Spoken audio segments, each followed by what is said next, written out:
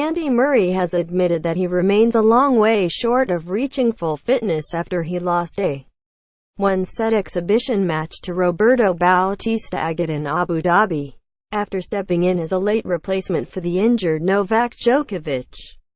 Murray volunteered at the last minute to replace Djokovic at the Mubadala World Tennis Championship, after the Serb was forced to withdraw, having experienced further pain in his elbow. Djokovic later admitted that his participation at the Australian Open is now in doubt. Like Djokovic, Murray last played a competitive match at the Wimbledon quarter-finals in July, and the Scot volunteered to play Bautista when news of Djokovic's withdrawal broke.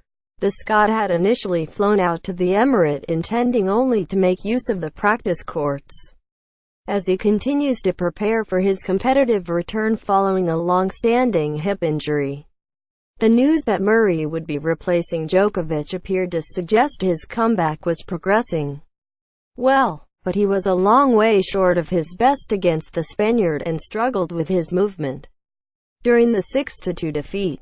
The limp that characterized his troubled Wimbledon campaign was on full display, and his movement was particularly hampered when dragged out wide on his forehand side by Bautista, who is ranked 4 places below Murray at 20th in the ATP World Rankings.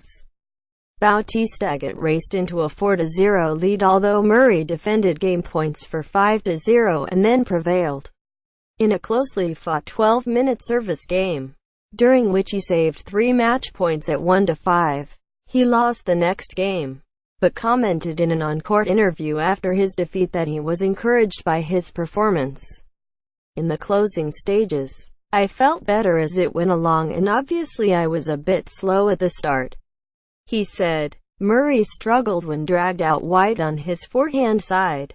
Getty. Roberto is one of the best players in the world, and when you haven't competed for a long while, it takes time to get back up to that pace.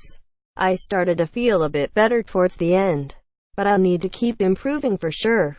Murray must now decide whether to enter next week's Brisbane International as he continues to build up his fitness ahead of the Australian Open, which starts in just over 2 weeks' time. Murray has never won in Melbourne, although he has finished runner-up on 5 occasions. Andy Murray's difficult 2017-13 show. All Andy Murray's difficult 2017-13 Andy Murray's troubled season after a superb end to 2016. Andy Murray started the season as the world number 1, but things did not go according to plan. Getty. 2013's Qatar Open runner-up Murray's incredible sequence of 28 straight victories was ended by Novak Djokovic in an epic Doha final. Murray won the second set but eventually lost 6-3, 5-7, 6-4 win in 2 hours 54 minutes. Getty. 3/13 Australian Open 4th round. Murray's hopes of winning a first Australian Open title were ended by world number 50 Misha Zverev, the lowest-ranked player he had lost to at a Grand Slam since the 2006 Aussie Open. Getty. 4/13 Dubai Open champion the Scot saw off Spaniard Fernando Verdasco in straight sets to win his first title of the season, but he failed to build on that form. AFP. Getty. 5/13 Indian Wells second round. Murray was broken 4 times by the qualifier Vasek Pospisil, with a world No. 129 serve and volley tactics catching Murray completely unaware. Getty. 6/13 Miami Open withdrew rocked by his defeat to Pospisil. Murray withdrew from the Miami Open because of an injury to his right elbow. "The focus is on getting ready for the clay court season," he said. Getty. 7/13 Monte Carlo Masters third round. The results on clay were not any better than what came before. Murray lost in Monte Carlo on only his second match to the clay court specialist Albert Ramos Vinolas. Getty. 8/13 Barcelona Open semi-finals victories over Feliciano Lpez and revenge against Ramos Vinolas. offered hope that Murray was returning to form, but defeat in the semi-finals followed. To the promising Dominic Thiem. AFP, Getty. 9/13 Madrid Open third round. There were a lot of things that weren't particularly good today, Murray remarked after making 55 unforced errors to the 20-year-old born at Chorich. He lost in straight sets.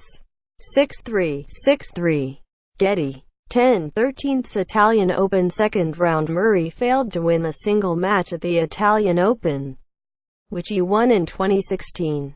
World number 29 Fabio Fognini produced one of the finest performances of his career to win 6-2, 6-4. Getty. 11/13 French Open semi-finals. Murray was unable to repeat his performance in 2016 when he reached the final, but he began to grow into some form in Paris. Beat the likes of Juan Martín del Potro, Karen Khachanov and Kei Nishikori in impressive fashion before eventually running out of gas against Stan Wawrinka in an epic five-setter. Getty. 12/13 Queen's Club first round. Murray crashed out of Queens to lucky loser Jordan Thompson, one of his worst results on grass in several years.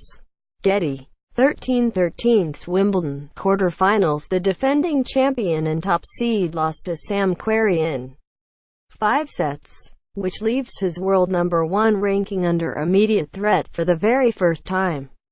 Getty. Djokovic's participation at the first Grand Slam of the season is also in doubt after the former world number 1 suffered a recurrence of the elbow injury that scuppered the second half of his 2017 campaign. And, in a statement published on his official website, the 12-time Grand Slam winner admitted that the long-standing injury might affect the start of the season. "I am terribly disappointed that I am forced to withdraw from the Mubadala World Tennis Championship," Djokovic wrote. Murray stepped in as a replacement for Djokovic. Top. Getty. "Unfortunately, in the past few days I started to feel pain in the elbow, and after several tests, my medical team has advised me not to risk anything, to withdraw from the tournament, and to immediately continue with the therapies. I am very sad because I was eager to return to playing official matches. I enjoyed the practices and everything I did to get ready for the start of the season, including the tournament in Abu Dhabi, where I always enjoy playing. Now I need to accept this situation, and to wait for the results of the therapies, in order to start playing tennis again and getting back to full rhythm. This might affect the start of the season and the tournament plan, but the decision will be made in the following days." Federer is the bookmakers' favorite to win the 2018 Australian Open. Getty. Roger Federer is the bookmakers' favorite to defend his Australian Open crown, given the well-documented injury struggles of his main rivals, like Murray and Djokovic. Current world number 1 Rafa Nadal was forced to withdraw from the Mubadala Championship and will also be absent from the Brisbane International as he continues to nurse a knee injury.